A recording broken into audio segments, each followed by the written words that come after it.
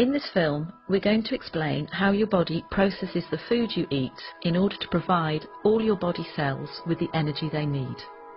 And also what happens when you have diabetes and this system doesn't work properly. When you eat food that contains carbohydrate, it's broken down in the stomach and digestive system into glucose, which is a type of sugar.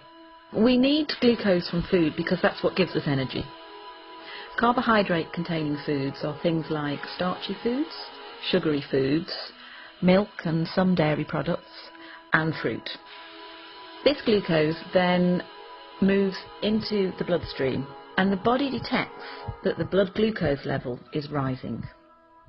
In response to that, the pancreas, which is a little gland that sits just underneath the stomach, starts to release a hormone called insulin. And it's insulin that helps our body get the energy from the food we eat. The bloodstream then takes the glucose and the insulin to every cell in our body that needs it. To make this easier to understand, let's look at muscle cells. At the muscle cells, it's insulin that allows the glucose to get into the cells where it can be used for energy. It's a bit like insulin is a key unlocking the door to the cells so the glucose can get in. That way, the blood glucose level starts to drop. But the blood glucose level can be topped up at any point by the liver releasing extra glucose that it has stored. The blood glucose rises again, and again the pancreas produces more insulin to move with that glucose through the bloodstream to the muscle cells, open the doors and let the glucose in.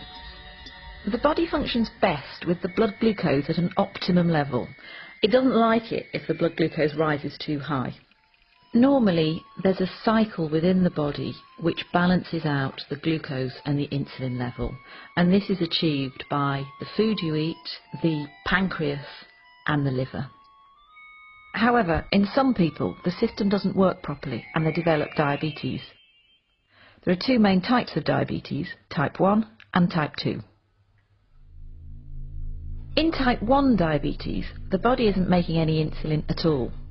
This is because of an autoimmune response, whereby the body has destroyed the insulin-producing cells in the pancreas.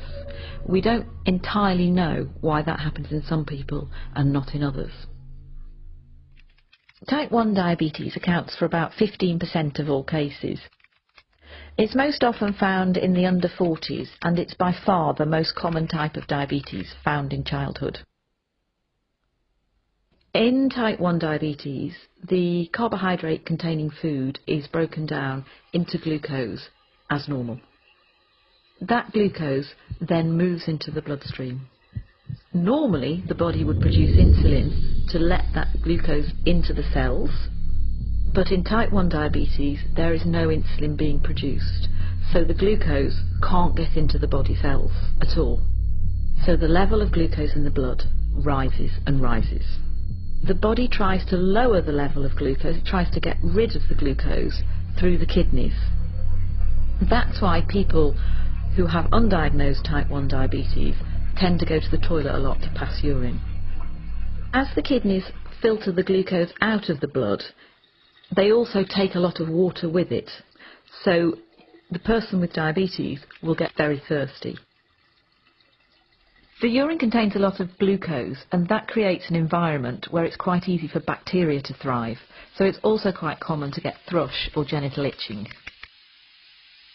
In the same way, the blood contains a high level of glucose as well, so more bacteria than usual will tend to breed in flesh wounds, and they might be slow to heal. Glucose can also build up in the lens at the front of the eye, causing the liquid in the lens to become cloudy. That can mean that some people with undiagnosed type 1 diabetes can have blurred vision. Because the glucose can't get into the cells to be used for energy, somebody who's got undiagnosed type 1 diabetes is going to start feeling very tired, lethargic and unable to sort of go about their normal daily routine. But the body still needs an energy source in order to work properly. So what it does is it starts to break down its fat stores, and that can lead to weight loss. So the main symptoms of type 1 diabetes are going to the toilet a lot, thirst, thrush or genital itching, slow healing of wounds, blurred vision, tiredness and weight loss. These symptoms generally happen quite quickly, often over a few weeks, and can be reversed once the diabetes is treated with insulin. Type 2 diabetes accounts for about 85% of all cases in the population.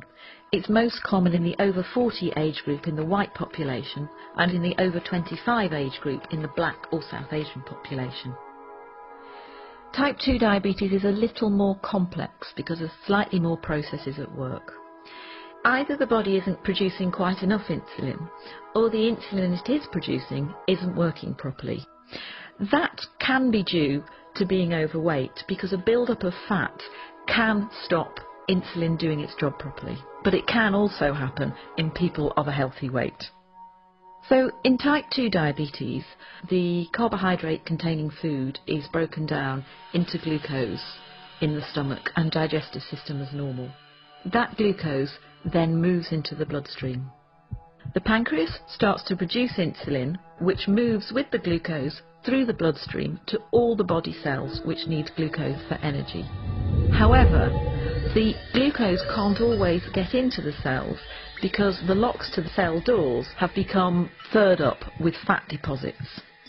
That means that the insulin can't open the cell doors properly. So the level of glucose in the blood continues to rise. In response to this, the pancreas produces even more insulin. So the blood glucose levels continue to rise and the insulin levels continue to rise. This situation is further complicated by the cells, who are desperate for energy, sending out emergency signals to the liver to release stored glucose. The blood glucose level goes up and up, and the pancreas produces more and more insulin until it can't cope anymore, and eventually it wears out.